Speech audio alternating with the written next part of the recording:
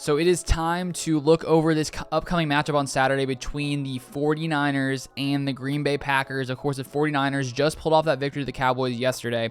I mean, that was crazy at the end. I was watching with a friend of mine, Tim. He's a Cowboys fan, and it was let's just say it was tough watching a Cowboys fan go through that. Definitely tough. I can feel for you if you're a Cowboys fan. Just a tough way for the game to end. But now we have the Packers hosting the 49ers Saturday night at Lambeau Field. I'm super excited. I'm going to be going to this game. A very kind subscriber actually DM'd me and was like, hey, I have a ticket for this game. You want to come? And I was like, sure, I guess. I mean, yeah, if you're offering. I mean, I was a little shocked, but shout out James. Thank you. I'm excited to go to the game on Saturday. I'm probably going to be driving because the flights are insane right now. So I'm probably going to go drive 16 hours from Texas to Green Bay. So that should be exciting. Maybe we'll have some videos on the road because if I'm driving constantly, definitely can't be filming in my room. So I'm excited for the game on Saturday, but now I sort of want to go over, sort of look at this game, what I think could potentially go down here, what the Packers sort of need to do. So first off, of course, the Packers and the 49ers met back in Week 3, where the Packers did win that game 30-28 as time expired. So in that game, we got off to a 17-0 lead. The 49ers respond and bring the game back really close. And then near the end of the game, the 49ers go down. Kyle Juszczyk scores that touchdown. But they did leave 30 seconds on the clock for Aaron Rodgers. And what did Aaron Rodgers do? He comes in, he drives the ball down the field within 30 seconds, sets it up for Mason Crosby to come in. Mason Crosby comes in, kicks that field goal. Packers win that game 30-28. So it definitely was a very, very close game in that one for the 49ers. And I think since that point, the 49ers really have gotten a lot better. And if we take a look at their two past games, they beat the Rams, and then they just, of course, upset the Dallas Cowboys in that game yesterday. Honestly, completely, I think, dominating majority of that game versus the Cowboys. The Cowboys did sort of come back in the end there, but the 49ers looked very, very dominant in that game. So clearly, I don't think this is a team that you can take lightly. They clearly have lots of talent. They have lots of different things that they can do to you. So first off, I think the biggest question in this game is, can the Packers defense stop the run? Because this year, that has been one of our big weaknesses right now.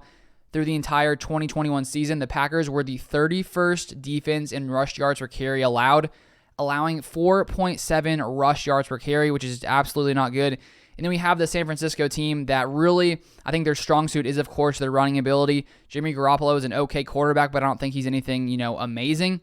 If we take a look at this game versus the Cowboys, sort of how the 49ers performed, Elijah Mitchell, 27 carries, 96 yards. Deebo Samuel, who is just, he's one of the fastest, most electric players to watch, honestly. 10 carries, 72 yards, 7.2 yards per carry. Jimmy Garoppolo, 1 carry, 1 yard. So overall, they rushed the ball 38 times for 169 yards. So the fact that the 49ers are a very, very good rushing team, a very good rushing offense, and the fact that they're going to be coming against the Packers defense that really has struggled in that area, the Packers, I think, need to get off to a fast start, because if we allow the 49ers to sort of take control of this game and to get ahead early, it's definitely not a good position for the Packers to be in. Obviously, you never want your team to, start off down. You want to start off hot. But especially for this game against the 49ers, the Packers offense needs to get rolling, needs to get going in the beginning. So the 49ers just, can't dictate the game, can't just continually run the ball, because a couple of years ago, we did face off against the 49ers, and they ran the ball for over 200 yards with Mostert. So we definitely do not want to experience that once again. So if the Packers offense can get going right away and sort of allow the 49ers and sort of force them to not be able to consistently rely on the run, I think that's clearly a big key for this game for the Packers. But regardless, the Packers are going to need to find a way to stop the run. Obviously, Zadarius Smith should be back. Whitney Merciless should also be back, so maybe they help a little bit there. Jair Alexander may potentially be back. So clearly, the Packers defense are definitely getting some big boost on the defensive side of the ball. And also, Jimmy Garoppolo right now apparently has a thumb injury on his throwing hand, so that definitely probably won't, be very, very beneficial to be in a freezing cold game. If we take a look at Jimmy Garoppolo's game versus the Cowboys, he went 16 for 25, 172 yards, 0 touchdowns, 1 interception, a 67.4 rating. So he's a pretty efficient passer. He had the 6th highest completion percentage in the NFL in 2021, but he does also, have a good amount of turnovers. He had 20 touchdowns, 12 interceptions in 2021.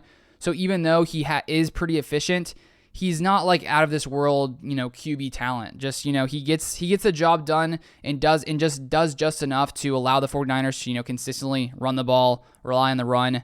The 49ers do a good job of calling up, tons of motions, all that kind of stuff to, confuse the defense, throw people off. And now moving to the 49ers defense, they have one of the better defenses, I'd say, in the NFL. They just held the Cowboys to only 17 points, and the Cowboys were the #1 scoring offense in the NFL in 2021. So they're a very, very physical team. They have a great front there with Nick Bosa. They sacked Dak Prescott 5 times in that game, and they were just completely dominating the line of scrimmage against that Cowboys offensive line. Of course, Nick Bosa did have a head injury, maybe a concussion, I think, in that game versus the Cowboys, so that will be something to watch for to see if he's able to go in this game, because clearly if he is not there, that definitely hurts the 49ers, but they definitely have a very, very strong front. Of course, the Packers are getting back David Bakhtiari, we already got him back, and Josh Myers versus the Lions, and Billy Turner also should potentially be back, so that will definitely help this Packers offensive line. But all year, Aaron Rodgers has done a very, very good job, I'd say, of getting the ball out quickly. And so even though they do have a really, really good front, I do think the Packers will be able to find a way to overcome it. I'm pretty sure in the Week 3 game versus the 49ers, Aaron Rodgers only got sacked 1 time. So I do think the Packers will be able to hold up against that front, even though they are, I'd say, one of the better fronts in the NFL. And I also do think when we look at this Packers offense, as we've sort of said all year, they're just a very, very versatile offense. Obviously, having Aaron Rodgers out there, Devontae Adams, one of the better passing offenses in the NFL, and then you add in Aaron Jones, A.J. Dillon, just a really great rushing attack as well. I think the Packers are a very hard team to stop, especially being in Lambeau Field at home with 80,000 plus fans there. Last year, of course, the Packers did have home field advantage, but all the fans weren't there. So I think that clearly makes a huge difference. Just the entire, overall energy, the environment, sort of what's going on. Being at home for the Packers, I think, is a very, big advantage for the Packers and for Aaron Rodgers. But for my overall sort of prediction on this game, I think the Packers are going to get off to a fast start. I think they're going to be able to control the game. I think they're going to be able to put up points. I just feel like the way that this Packers offense has looked recently, just how dominant they have been with Aaron Rodgers, Devontae Adams, A.J. Dillon, and with the players we are getting back, I really think this is a Packers game where they're going to come in here and start off hot from the start. I do think that the 49ers can clearly make this a game. They are a very talented team. We definitely can't take them lightly. But if I had to give my score prediction is going to be Packers 38, 49ers 27. So I think it could be a close game, but I think the Packers will pull away in the end. Before I end this video, I want to give a quick shout out to one of the newest Sideline Scoop Club members, Sebastian Lupton. He dropped this here in the Sideline Scoop Club, which I launched earlier today. You can join in the link in the description down below. But he put some thoughts on a potential draft idea, which clearly we're about to go to the playoffs, but I thought it would be interesting to sort of share what he said right here real fast. So he says, I know it's too early to talk about the draft, but I just want to say that I really like both Jordan Davis and Devontae Wyatt from Georgia. I think defensive line is our most needed position, with Dean Lowry being our weakest link. We have an out in Lowry's contract next year, which could save us $4 million, and draft one of these guys from Georgia. Jordan Davis is a bigger man, being 6'6" and 350 pounds, while Wyatt is 6'3", 315 pounds.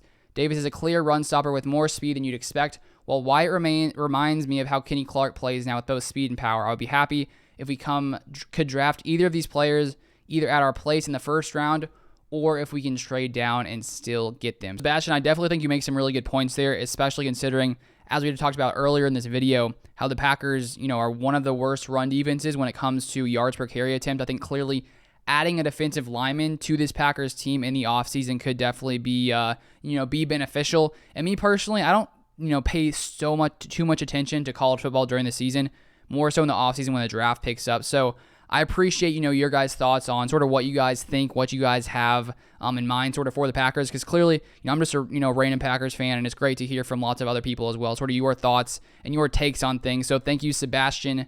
And if you guys do want to join this Sideline Scoop Club, the link will be in the description down below. As you can see, here's the site. We talk about lots of different things over here. I'll be doing a live stream on Wednesday in here as well. And on Thursday or Friday, I'll probably be giving away a Jair Alexander jersey for a random person in here. So if you would like to do that, you can join at sidelinescoopclub.com.